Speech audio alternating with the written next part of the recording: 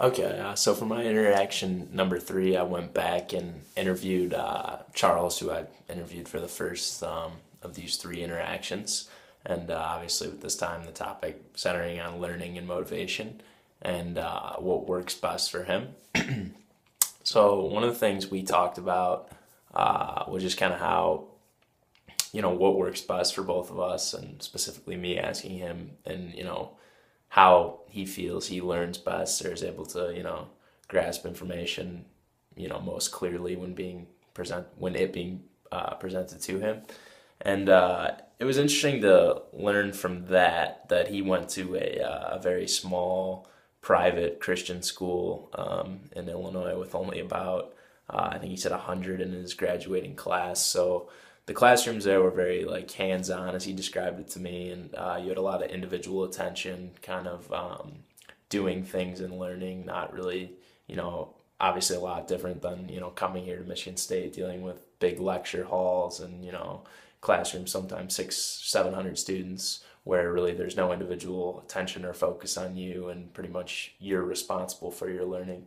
So I don't know, it was interesting kind of to hear from him the differences between the two, I guess, educational settings. Because I know there's a lot of students that go through the same thing, and he definitely felt that, in his experience here at MSU, yeah, the more smaller classrooms, kind of like what we have for our T, 150 class, just kind of, I don't know, 30 or so students, it's just more of a friendly environment to learn, and really, I guess, more of an environment that you're able to focus and concentrate for the entirety of your classroom session. I guess moving on with motivation, so I asked him just kind of talk about his experience at MSU with what courses he's taken, and just kind of how I guess he gets himself to become motivated to learn or to do well, get good grades in school, etc. And it was actually interesting. I found out that he started as a kinesiology major, but just this our last second semester of last year, I think he said he switched over to communication major, which is actually my major. So that was kind of interesting. But it's one of the things we talked about, and just in terms of motivation, I guess, is he found it really hard to motivate himself, I guess, with taking the kinesiology courses. As he at first coming into MSU, he thought that's what he wanted to do with specializing in physical therapy, I think he said, but having to take constant repetitive science and math courses just finally did him in, and he talked with me and said science just really did not work for him at all.